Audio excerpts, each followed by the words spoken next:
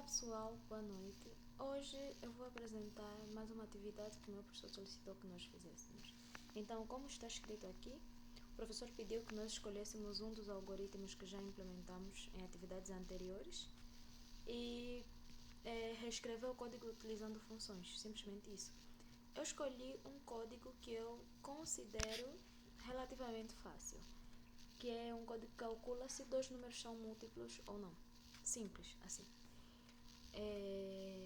Então esse era o meu código original, né? E aqui é o meu código determinando, utilizando as funções e determinando se os números são múltiplos ou não.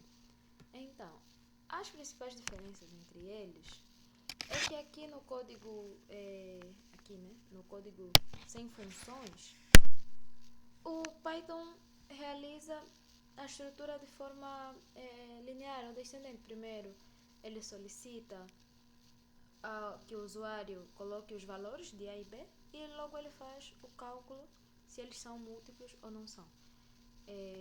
Já aqui, utilizando as funções, é um pouquinho diferente.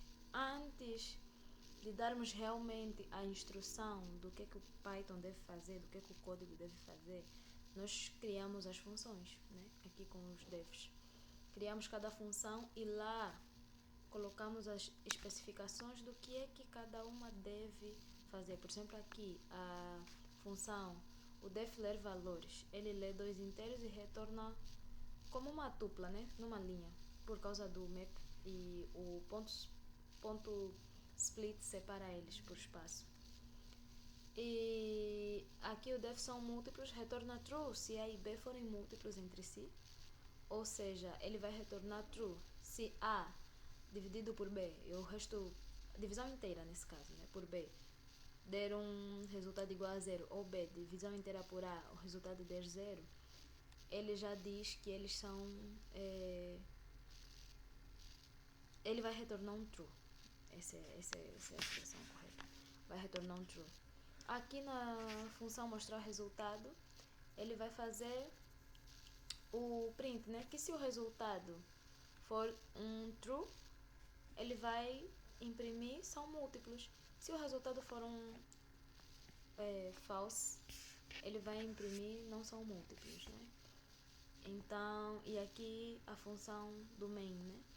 Que o main é a, vírgula b é igual a ler valores, ou seja, aqui eu chamo a função ler valores.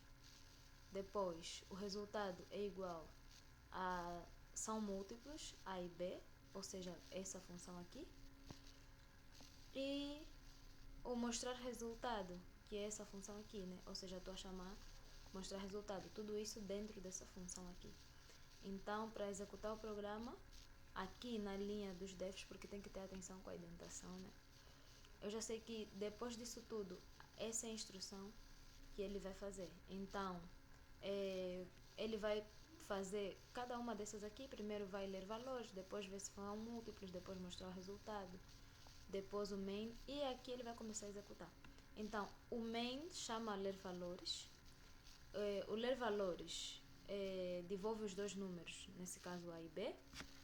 Depois, o main chama, né, se são múltiplos ou não, essa função aqui, e que vai devolver o true ou false, e o main vai chamar o mostrar resultado, né? E o mostrar resultado vai imprimir a mensagem. Ou seja, é diferente daqui que ele funciona de uma forma linear. Aqui o programa funciona como se fosse por chamadas de função, sabe? Cada parte tem o seu próprio mini código dentro, é mais ou menos isso. Então, o main vai chamar uma função, cada função vai fazer a sua parte, depois o main chama outra função, essa função vai fazer a sua parte, e assim sucessivamente. E agora eu vou rodar só para verificarmos que realmente eles dão resultados parecidos. Vou rodar aqui primeiro a função sem, não a função, o código sem funções, né? Vou colocar dois números que são múltiplos, né? 6 e 24 são múltiplos. Agora eu vou rodar de novo,